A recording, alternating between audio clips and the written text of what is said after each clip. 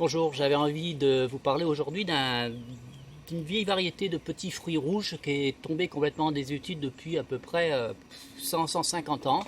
C'est ce qu'on appelle la groseille à maquereau. Alors la groseille à maquereau, pourquoi la groseille à maquereau? Tout simplement parce qu'avec ces groseilliers épineux, la Ribes uva crispa, on faisait une sauce un petit peu aigre-douce qui servait à accompagner le maquereau et les viandes grasses en général, hein.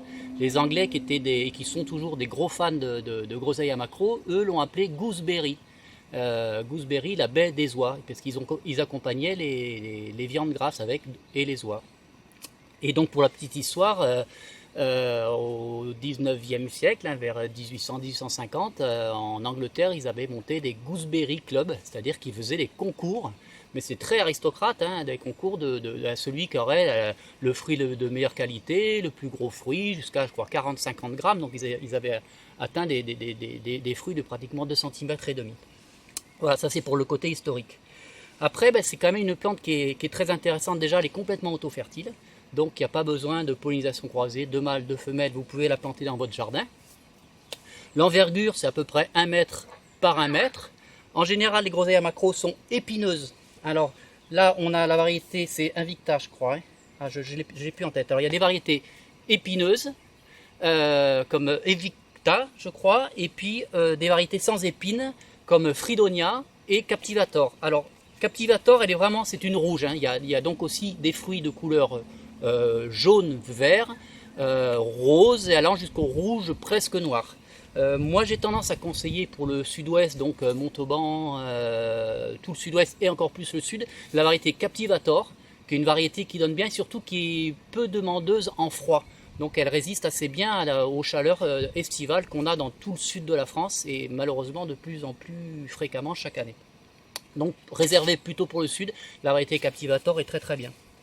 Donc l'exposition pour ce type de végétaux, c'est un petit peu à l'ombre. Là, je vais en planter une juste derrière moi. Vous voyez, elle est un petit peu limite sous des arbres.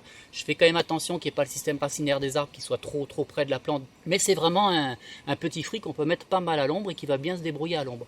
Au niveau de la culture, c'est assez simple. Il y a 2 paramètres à ne pas négliger. C'est-à-dire que c'est un petit fruit rouge qui va demander des terrains un petit peu frais, hein, qui n'aime pas la sécheresse, parce que c'est un système racinaire qui est assez superficiel.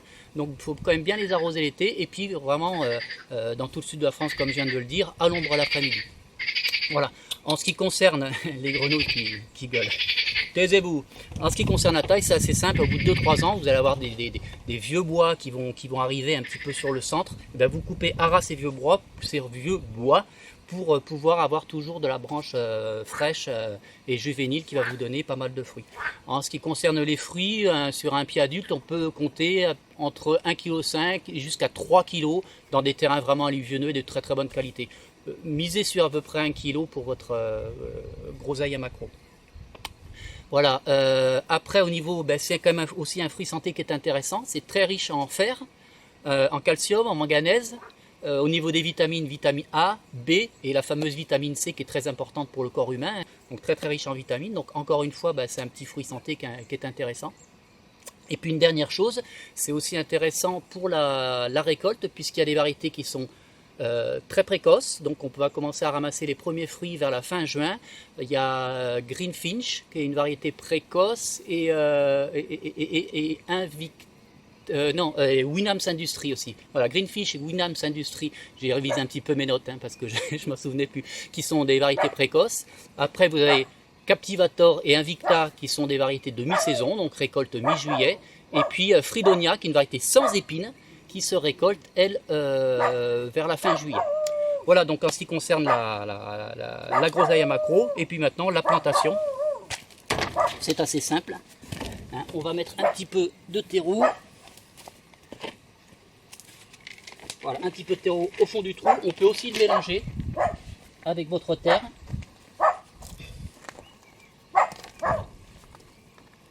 On le met à peu près au niveau du trou. Pour ceux qui n'ont pas l'habitude, vous mettez votre bêche à peu près au niveau, et puis vous voyez à peu près le nombre de terres qu'il faut mettre. Voilà, là on est pas mal. Je mets mon terreau autour et j'écrase la motte. Alors je le fais toujours moi avec les mains parce qu'on sent mieux la terre. Voilà, là elle est un petit peu humide, c'est un petit peu frais. c'est impeccable. Voilà, j'y mets bien. Bon, j'ai pas mal de force dans les mains. Si vous en avez un petit peu moins, c'est pas bien grave. Hein. Vous pouvez à ce moment-là le faire avec une petite bêche, un petit piochou, etc. Donc voilà, une fois que vous avez fait ça, bon, je vais pas le faire devant vous, mais vous mettez facilement 5-6 litres d'eau. Il faut bien que ça baigne et qu'il n'y ait plus d'air entre la racine et la terre. Voilà, ça c'est très important. Et puis bien maintenir les arrosages, en tout cas le premier été, et juillet-août, une fois encore dans le sud de la France, de bons arrosages. Voilà pour la groseille macro, une plante simple et puis qui revient tout doucement au goût du jour. C'était une plante de grand-mère hein, et on commence de nouveau à en entendre un petit peu parler. Il y a quelques restaurateurs qui s'intéressent et c'est tant mieux. Voilà, allez, à plus.